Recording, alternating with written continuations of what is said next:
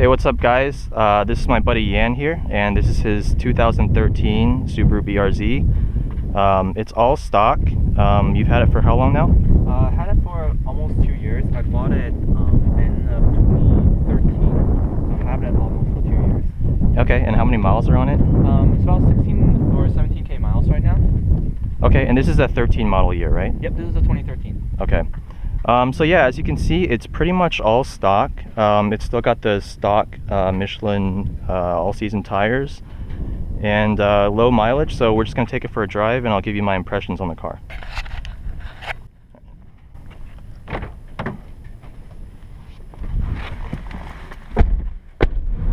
Alright, so first thing I'm noticing in this car is the seating position. It's really good. For a stock car, you're sitting really low down in the car. It feels like you're sitting inside the car versus like on top of it, like the Mustang or Camaro or those other muscle cars. The pedal layout, perfect for heel towing. The shifter falls right to hand. And of course the steering wheel is fully adjustable in terms of height as well as depth.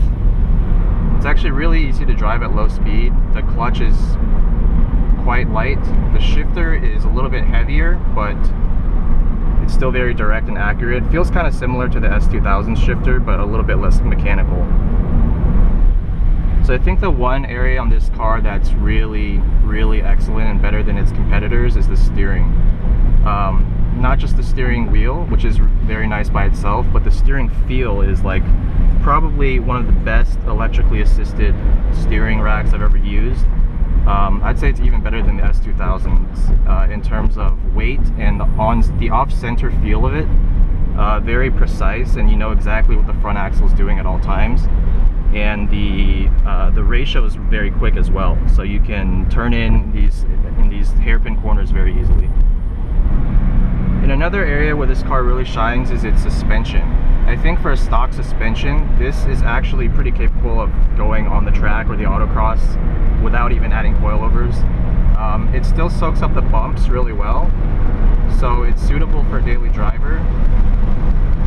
But in the corners, it's really flat, really responsive, and you really don't have to sweat it when chucking it into a corner. The brakes on this car are pretty good.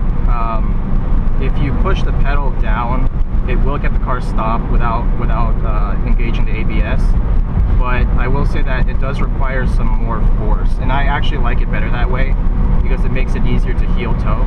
I think the one area on this car that really does let it down is its engine. This has a 2-liter boxer 4-cylinder, and it's producing 200 horsepower and 151 foot-pounds of torque, which actually is pretty impressive considering it's only a 2-liter, so it does meet that 100 horsepower per liter specific output. However, if you think of some of the other engines that can do the same thing, like the Honda VTEC engines of 5 to 10 years ago, they're really very different.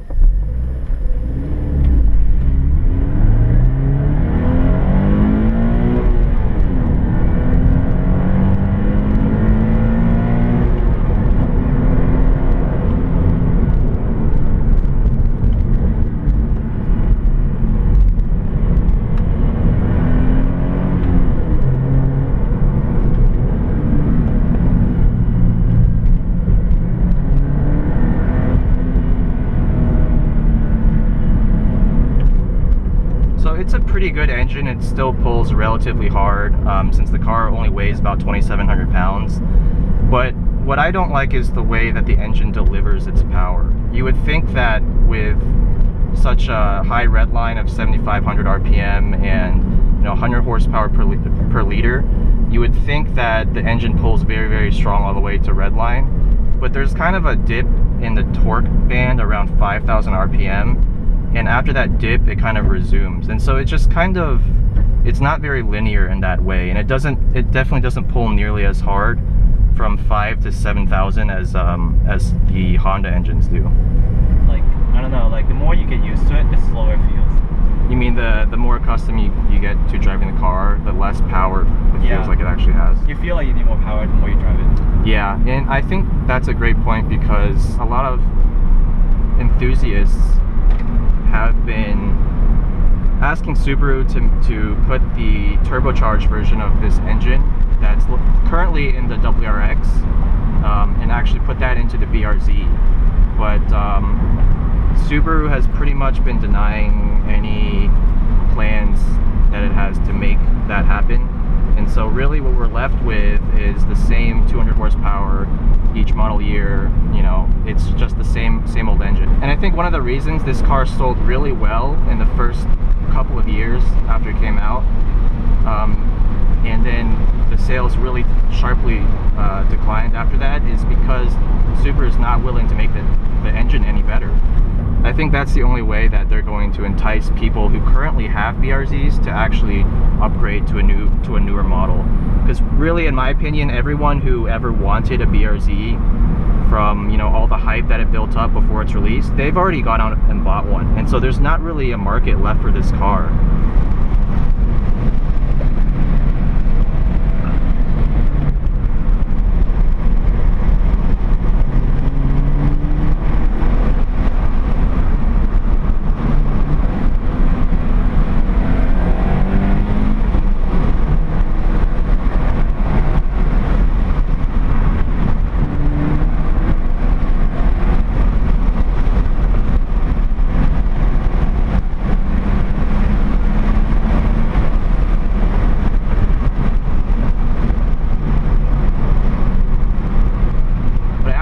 As a driver's car, I think this is probably still the best car you can get for under $30,000 on the market today. Despite its, you know, shortcoming in the engine department, everything else is so top-notch. It feels really, really good. It's, in a lot of ways, it's like a modern S2000, but with 40 less horsepower. The driver controls, the steering, the shifter, the brake, the throttle response, how easy the clutch is to use, how light it is, everything just really shows, you know, Subaru paid attention to the driver. And it's not necessarily meant to compete with higher horsepower cars like the Mustang, or even cars like the Focus ST, some of the front wheel drive hot hatches in the same price range. But I think in terms of how fun it is to drive, in my opinion, it beats all of those cars that I've test driven. I think if Subaru was able to develop a new engine for this car in the next few years, or even if they just want to slap the turbocharged version of this motor into the BRZ, I think, you know, even I would be tempted to buy one, coming from an S2000. Maybe the STI version. Maybe the STI version. I think in stock form, this is one of the best cars you can buy to have fun at the autocross or the track. Throw a set of stickier tires on it, and it's pretty much ready to go. You don't need to really upgrade the brakes. I think the only other car that's coming out that may actually compete directly with this car is the 2016 Mazda Miata. And that kind of offers a different proposition, because obviously it's convertible, and some people don't like convertibles.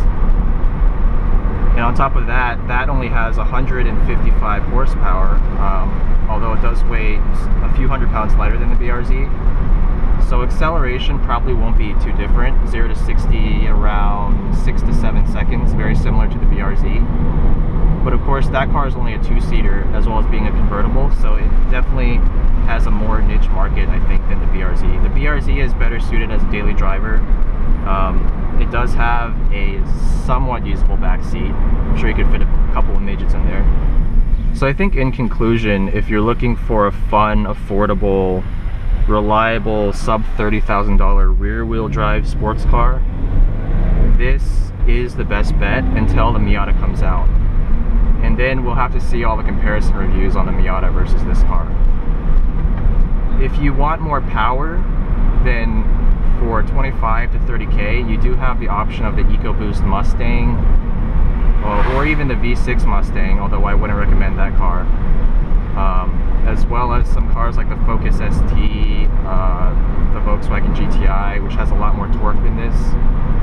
And all of those cars offer a different proposition than the BRZ. If you're looking for a simple, old-school, rear-wheel drive car that you can hang the rear end out at every corner, then I think this is pretty much the only choice that's out there until the Miata comes out. So thanks for watching, guys. This was the second video review that I've done, part of a series that I'm planning on making over the next few months. If you have any comments, suggestions, feedback, please leave it in the comments below, and look forward to a bunch of really cool car reviews.